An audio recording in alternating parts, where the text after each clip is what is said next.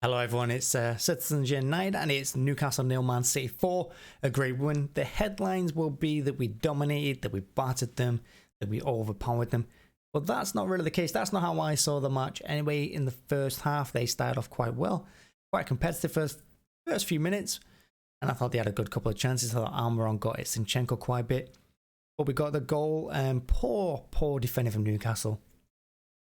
So we had the ball on the edge of the box. We cut it back to Zinchenko, I think it was, who lifts the ball over the top for Cancelo to run onto. He does a flying jump, crosses it back in across the 6-yard box. Defender leaves it for keeper leaves it for defender, and Diaz heads it in 3 yards out. Easy goal. Second goal, Cancelo's going to be the talking point. It's going to be all the headlines.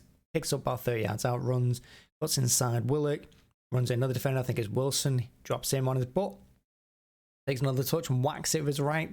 Top left corner, 2-0, bang.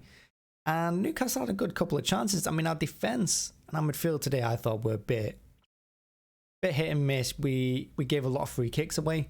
They put a lot of balls into the box. We defended them fairly all right. I think Edison had a few clangers. He dropped the ball a few times. They should have been stronger.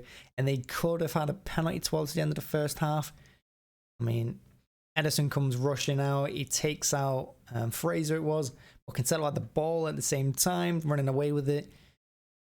Referee didn't give it. I think VAR just went with the referee because it could have gone either way. Cancelo was running away with the ball. But at the end, it was a foul. I mean, it was a foul. And like I said, it could have gone either way. But, I mean, fortunately for us, the penalty wasn't given in. Because if that was given in, it's 2-1 at half-time. Maybe the second half's a little bit different. Because, again, they came out flying in that second half.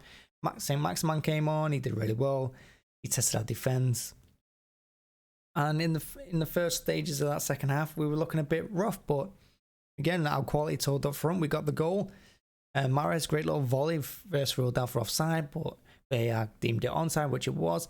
And then in the end, I thought Jesus did fantastic on the left-hand side to cut the ball back from the byline for Sterling to tap it in the far post for 4-0. Yeah, the headlines are going to be City smashed Newcastle, City dominated.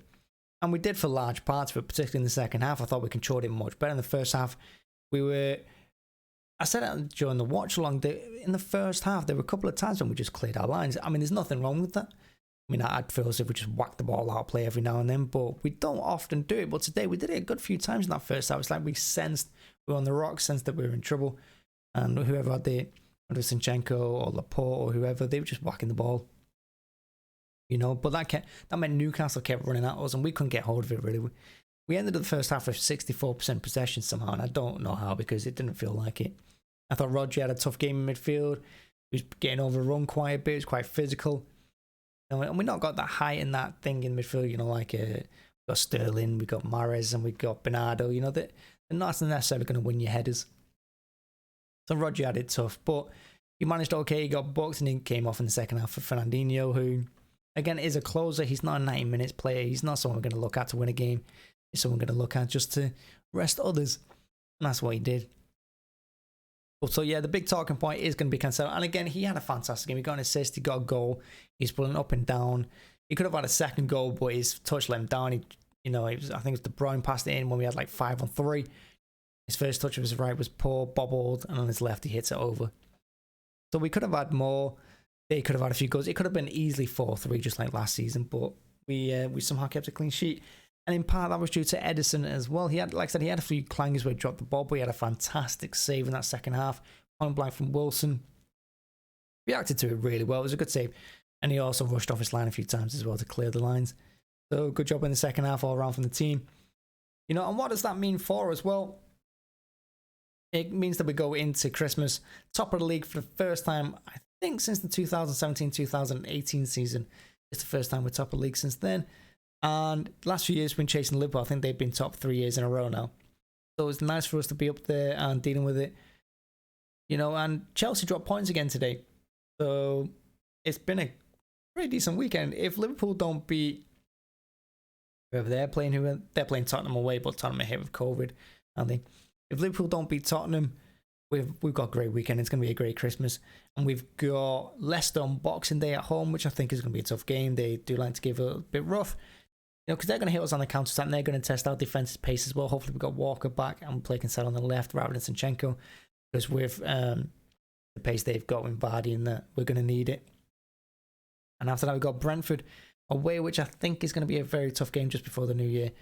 So this is a good stepping stone. We beat Leeds 7-0. We beat Newcastle 4-0.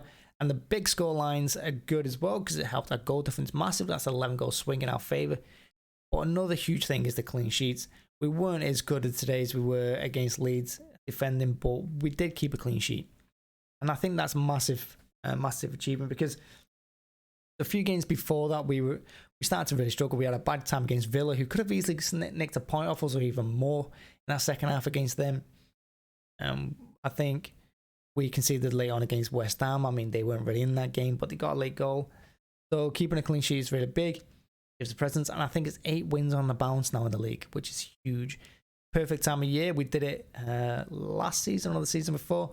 Christmas, we just smashed teams. You know, when it's most difficult stage, most difficult time in England to play football, that's what they say. This is the most difficult period in the Premier League.